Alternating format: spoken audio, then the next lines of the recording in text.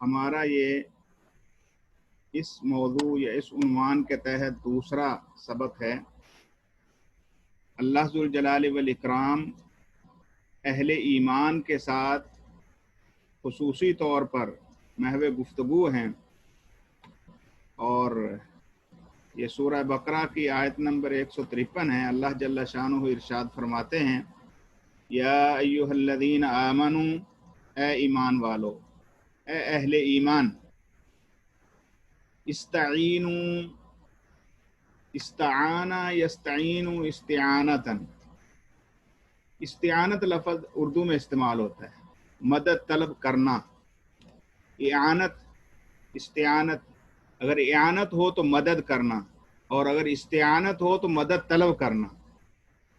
استعینوا، مدد طلب کرو، بالصبر، صبر کے ساتھ، والصلاۃ، اور نماز کے ساتھ۔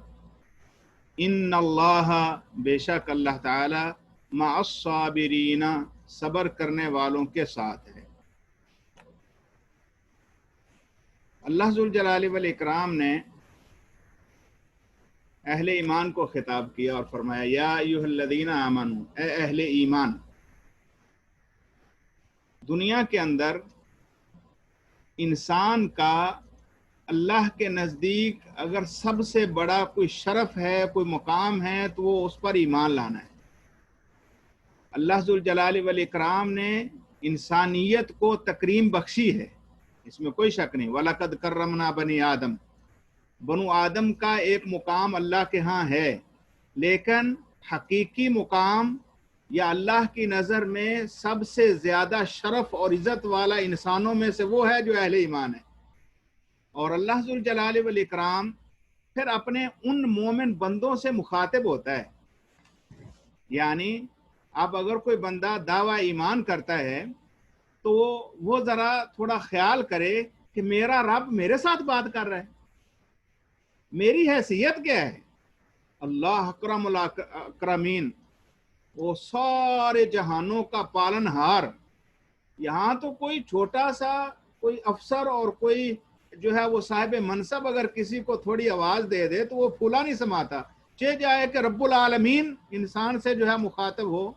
تو جیسا کہ پچھلے درس میں بھی ہم نے عرض کیا تھا، عبداللہ بن مسعود رضی اللہ تعالیٰ عنہ یہ فرمایا کرتے تھے کہ جب یہ کہا جائے یا ایھا الذین آمنوا، پھر محتاط ہو جاؤ، ذرا خیال کرو، بڑی توجہ کے ساتھ، لگن کے ساتھ بات کو سنو۔ اب یا تو تمہیں کوئی بہترین بھلائی کی چیز دی جانی ہے، یا پھر کسی برائی سے جو ہے وہ تمہیں روکے جانا ہے۔ لہٰذا اللہ ذوالجلال والاکرام کا یہ فضل ہے، یہ اللہ تعالیٰ کی عنایت ہے کہ وہ اپنے بندوں سے مخاطب ہو کر، جو کہ کوئی حیثیت ہی نہیں رکھتے، یعنی اللہ تعالیٰ کے مقابلے میں انسان کی حیثیت کیا ہے، تو اب پھر اللہ ان بندوں سے مخاطب ہو کر کہتا ہے، اے اہل ایمان، جی اللہ کیا فرماتے ہیں، استعینوا، مدد مانگو، بالصبر والصلاۃ۔ صبر عربی زبان میں استعمال ہوتا ہے بطور اسم۔ صبر کا معنی ہوتا ہے اپنی ذات کو روک لینا، اپنے آپ کو کسی چیز سے ہٹا لینا، روک لینا، صبر کا لغوی معنی ہے۔ اور صبر اصولی طور پر اس کی 3 شاخیں آپ کہہ لیجئے، یا 3 اس کے جو ہے وہ مقام ہیں، درجے ہیں۔ پہلا درجہ یہ ہے کہ صبر اللہ ذوالجلال والاکرام نے جو آرڈر دیا ہے اس کے کرنے میں انسان اپنے آپ کو مجبور کر کے وہ کرے، یہ صبر ہے۔ اور اس کو کہتے ہیں الصبر علی طاعت اللہ، اللہ تعالیٰ کی اطاعت پہ انسان صبر کرے، یعنی اللہ تعالیٰ کی بات بسا اوقات انسان کو ناگوار لگ رہی ہے، بسا اوقات مشکل ہوتی ہے، اور مشکل کیوں نہ ہو، نفس امارہ انسان کا اور شیطان ہمہ وقت لگے ہوئے ہیں کہ کہیں یہ اللہ تعالیٰ کا جو ہے وہ فرما بردار نہ بن جائے۔ اور اسی طرح دوسری جو چیز ہے وہ ہے الصبر عن معصیت اللہ، اللہ تعالیٰ کی نافرمانی سے اپنی آپ کو زبردستی روک لینا، یہ صبر ہے۔ اللہ ذوالجلال والاکرام نے جن چیزوں سے روکا ہے ان سے اپنے آپ کو زبردستی روک لینا، یہ صبر ہے۔ اور تیسری قسم ہے الصبر अला अक़दारिल्लाहिल मुअल्लिमा। अल्लाह ताला की तरफ से कोई फैसला हो गया, इंसान के बस में ही नहीं है। मिसाल के तौर पर कोई करीबी अजीज फौत हो गया, कोई इंसान का बेहतरीन माल ज़ाय हो गया, इंसान के ऊपर कोई नागहानी आफत आ गई, अब इसके अंदर इंसान कुछ कर ही नहीं सकता। तो ये अक़दार इल्लाह है, ये अल्लाह ताला की तकदीर है। उस तकदीर के ऊपर इंसान अपने आप को मजबूर करे कि जज़ा फज़ा नहीं करनी है। कोई अलम, कोई तकलीफ, कोई बीमारी, कोई मुश्किल, कोई मुसीबत अल्लाह के सिवा किसी और के सामने जो है वो किसी किस्म की कोई शिकवा शिकायत नहीं है। ये मेरे रब का अमर, मैंने उसको मान लिया। और रसूल मुकर्रम सल्लल्लाहु अलैहि वसल्लम ने फरमाया अस्सब्रु इंद सदमतिल ऊला, सब्र हकीकी वही होता है जब इंसान को ठेस लगे या पहली दफा जो है वो जबरदस्त धचका लगे, उस वक्त अपने आप को संभाल के इंसान किसी किस्म की जजा फजा किए बगैर या शिकवा शिकायत किए बगैर अल्लाह का हुक्म मानकर तस्लीम कर ले, तो ये सब्र है। सब्र तकदीर के ऊपर सब्र। तो सब्र तीन तरह का हुआ। अल्लाह कहते हैं अहले ईमान मदद मांगो, मदद तलब करो सब्र के साथ। सब्र अपने आप को रोक लेना। अब गोया के अब अगर इंसान अल्लाह जुल जलाल वल इकराम के हुक्मों को बजा लाता है, बावजूद इसके कि तबीयत पर नागवार गुजरते हैं, उस बंदे के साथ रब की मदद यकीनी शामिल है। एक बंदा वो आदी है जुर्म करने का, लेकिन अपने आप को अल्लाह का हुक्म समझकर रोक लेता है, ऐसे शख्स को अल्लाह जुल जलाल वल इकराम की मदद जरूर मिलेगी। ये अल्लाह का वादा है। इस्ताइनु बिस्सब्र वस्सलाह। सलात अरबी जुबान में दुआ को कहते हैं, दुआ को सलात कहते हैं। और लफ्ज़े ये जो हम नमाज कहते हैं ना, सलाह नमाज, सलात खैरुम मिनन नौम, नमाज नींद से बेहतर। तो सलाह का मतलब हम नमाज करते हैं। तो नमाज के लिए भी सलात इसलिए बोला गया है क्योंकि असल नमाज है ही दुआओं का मजमुआ। सारी नमाज में इंसान रब से मांगता है, या उसकी तारीफ करता है या उससे मांगता है, और तो कुछ नहीं है नमाज में। तो नमाज को भी इसीलिए जो है वो सलात कहा जाता है क्योंकि इसके अंदर बेशुमार अदइया इंसान अपने रब से लेता है। तो अल्लाह कहते हैं इस्ताइनु बिस्सब्रि वस्सलाह, अल्लाह से मदद मांगो सब्र के साथ और नमाज के साथ।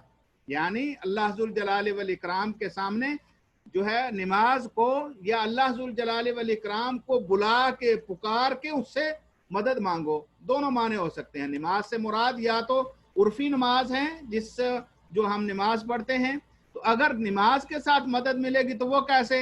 नमाज को जैसे अल्लाह जुल जलाल वल इकराम ने मखसूस औकात में फ़र्ज किया है, उन औकात के ऊपर मिनो अन जैसे अल्लाह ने कहा है उसको बजा लाया जाए, यानी बिला वजह ताखीर ना की जाए नमाज में। और फिर उसके तमाम अरकान और वाजिबात को इंसान खुलूस दिल के साथ जो है वो बजा लाए।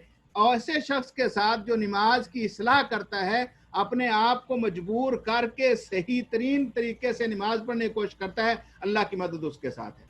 वस्ताइनु बिस्सब्रि वस्सलाह। और इसी तरह नमाज जो है कुछ तो फ़र्ज हैं और कुछ नफल हैं। नबी मुकर्रम सल्लल्लाहु अलैहि वसल्लम ने फरमाया बंदा नवाफल के जरिए अपने रब का कुर्ब हासिल करता है, तकर्रुब हासिल करता है।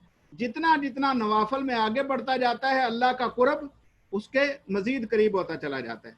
लिहाजा खास तौर पर रात की नमाज, जिसको हम नमाज तहज्जुद से ताबीर करते हैं, रात की नमाज ये इंसानी वजूद के अंदर या इंसानी दिल के अंदर ऐसा नूर पैदा कर देती है जिसके जरिए इंसान दुनिया के अंदर हमेशा के लिए अपने आप को सादतमंद समझने लग जाता है।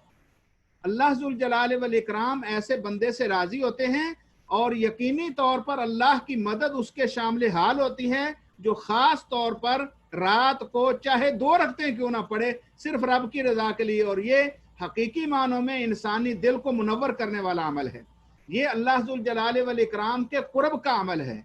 ये रब के साथ मुनाजात और सरगोशी। नमाज तो है ही, जैसे मैंने अर्ज किया, ये सारी की सारी दुआ है, रब के साथ मुनाजात और अल्लाह जुल जलाल वल इकराम से बातें। और फिर सजदे में जब इंसान सर रख देता है, जैसे रसूलुल्लाह सल्लल्लाहु अलैहि वसल्लम ने फरमाया, सबसे ज्यादा रब के करीब हो जाता है।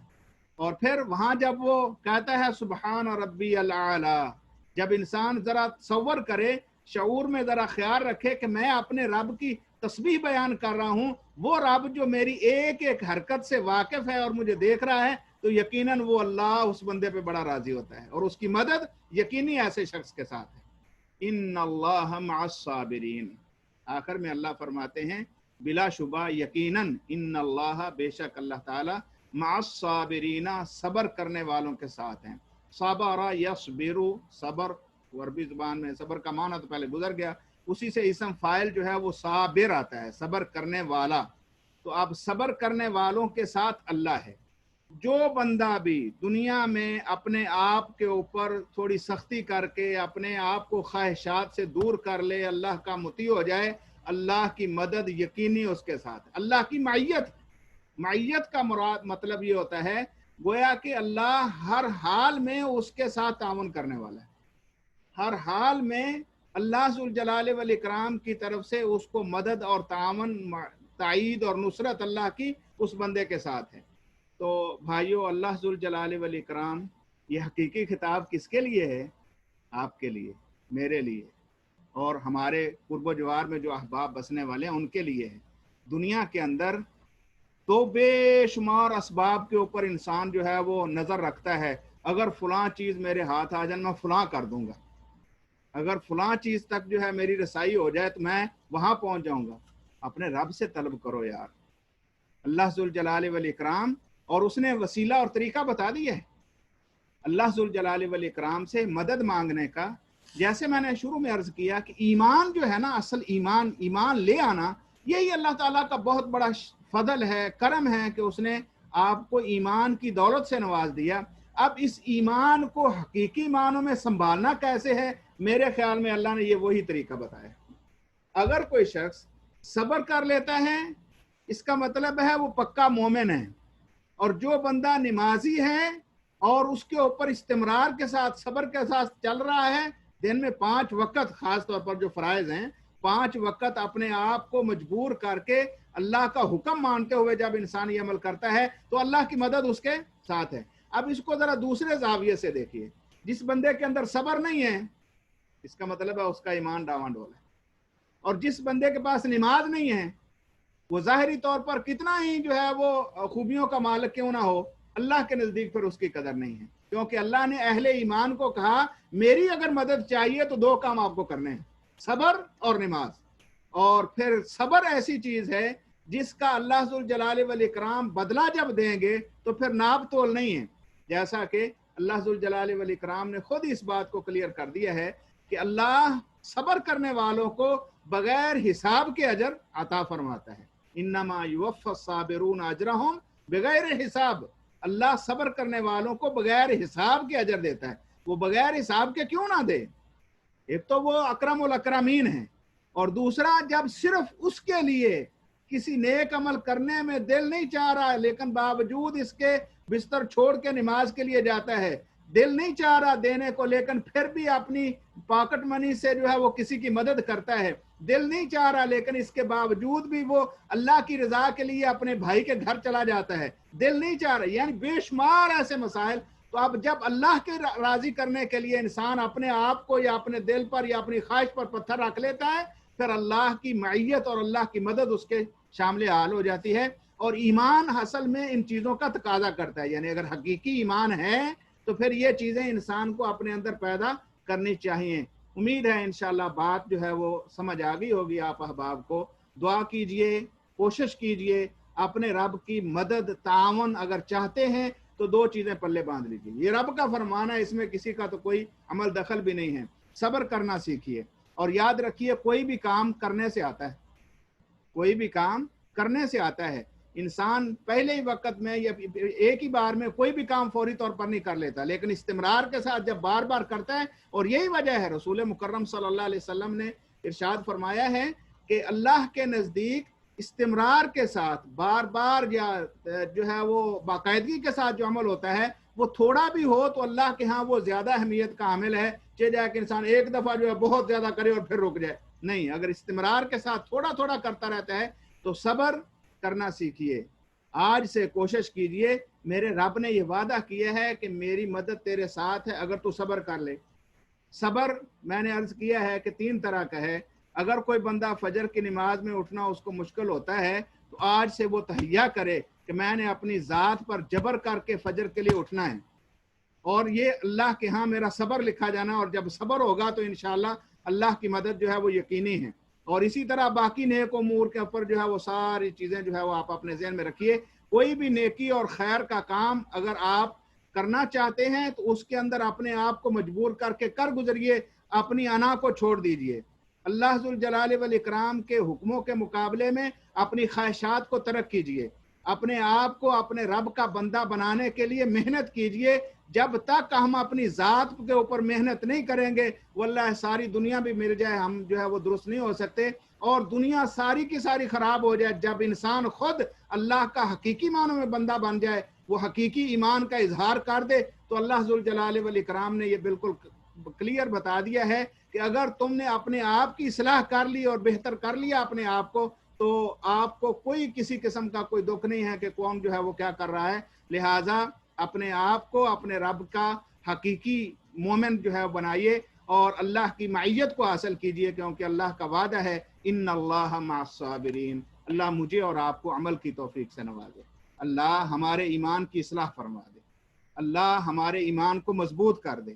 اللہ ہمارے دلوں کے اندر جو اٹھنے والی خواہشات ہیں ان کو اپنے تابع کر دے. اللہ ذوالجلال والاکرام اپنی رحمت کے ساتھ، اپنے فضل اور عنایت کے ساتھ ہمیں اپنا حقیقی مومن بندہ بنا لے. ہمارے اندر بے شمار کوتاہیاں ہیں، لیکن رب کی ذات بڑی علیم ہے، وہ علیم بذات الصدور ہے. جب ہم دل سے، حقیقی دل سے دعا کریں گے تو میرا رب ضرور تعاون کرے گا. اور اس کا طریقہ یہ ہے جو اس آج کی آیت میں ہم نے پڑھا ہے.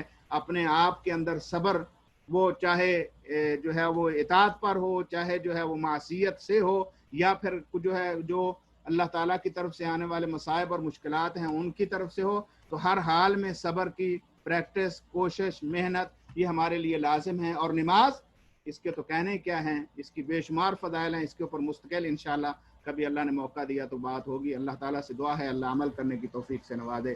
وآخر دعوانا ان الحمدللہ رب العالمین.